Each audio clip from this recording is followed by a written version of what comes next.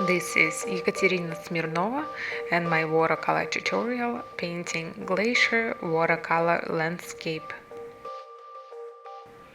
As usual, I've prepared a sketch. We will need watercolors for Ultramarine, yellow, ochre, Quinacridone red and sepia.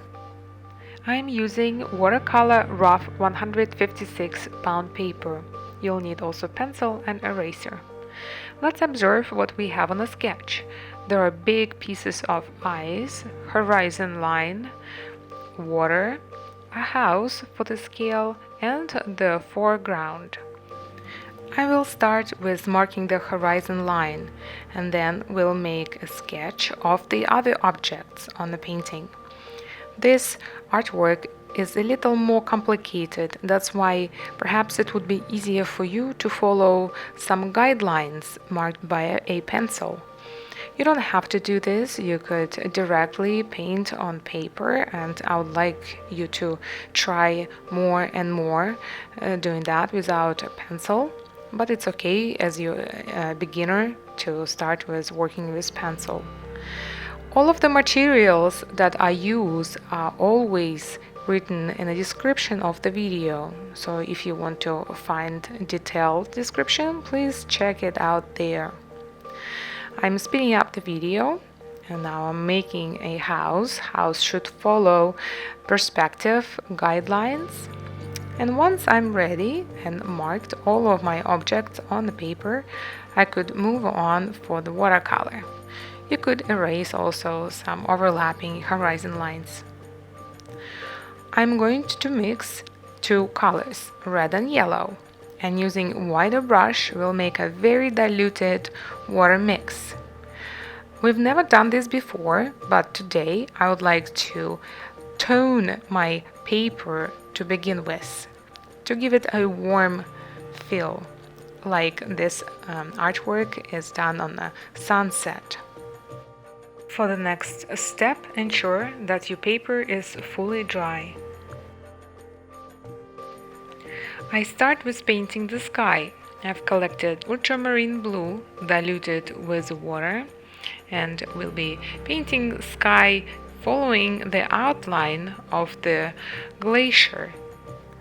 For this step, I'm trying to work fast. I need to paint the whole sky before it starts to dry.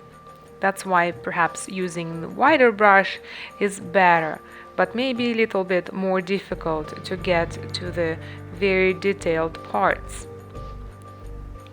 Have you noticed I don't have any black in my palette today?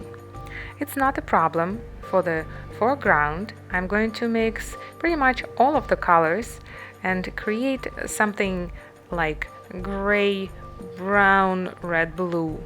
And this is an excellent exercise for you to try to come up with the colors using the only colors that you have. So look what you have available in your studio and pick only blue, yellow and red. That's gonna be absolutely enough to create a wonderful painting. As I'm painting a foreground, I am mixing in sometimes more blue, sometimes more red to make it more interesting. I'm also painting the side of the house and the roof of this gray color. When the sky has dried, I am taking ultramarine blue and starting to work on the snow. This unusual landscape I'm painting today for a reason. I just came back from a large science symposium in Vienna called European Geosciences Union General Assembly, where I gave a talk and presented a poster. I've met a lot of environmentalists and planetary scientists who care for Earth as much as I do. One of the main topics during the symposium was climate change and glaciers. It is very sad to see a lot of snow that's been there for millions of years melting. And so let's paint this landscape, keeping in mind that we need to take care of our planet. While glacier part is drying, I will continue working on the house. By mixing yellow and red, I'm creating the color for the side of the house.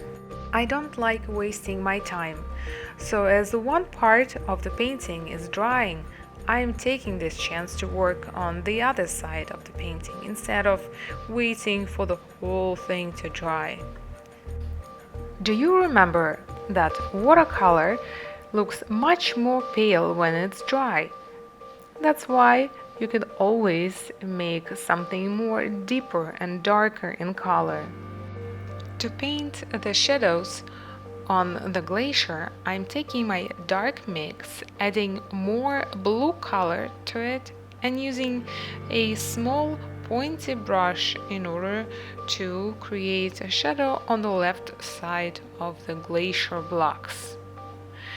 If you would to dry your brush on the kitchen towel, then you could also use this dry brush technique. By dragging your brush on a rough paper, which I prefer to use, you can create this not solid but rather dashed lines. I use the same dark color for the base of the glacier. Now it's time to paint the sea. For that, I will take blue, mix it with yellow, but having more blue than yellow, and this will create a good green color. If you don't get the same colors as I do, feel free to experiment with the palette that you have. Try to add more blue, try to add more yellow, and see what you will get. I like to use rather pale colors for my paintings. Now notice the way that I am holding my brush. I am creating parallel lines to make an effect of the waves. And don't forget to leave some of the snow reflection on the water. Also, by adding some deeper, darker blue-green color for the waves will create a more complex effect. Do you remember how dark the foreground was? But now that it's dry, it looks pale again, so I am deepening the color one more time. I felt like the sky needs to get more warmer color, so I took my mix of yellow and red, diluted with water, and painted over my ultramarine blue sky. Let's make some corrections to the painting. I would like to remove some of the blue color on the edge of the glacier. I would take a brush, clean brush, apply regular clean water on the area that you want to make more pale, and then take a kitchen napkin and tap on the area. Look at this, look how much I was able to remove. The same way you can do other corrections, for example, smoothing some of the sharp lines. But this will work only when the painting is dry. If you want to make highlights on the painting, you could use an X-Acto knife. But make sure that your paper is thick enough. It must be at least 140 pounds and higher, otherwise you can easily make a hole.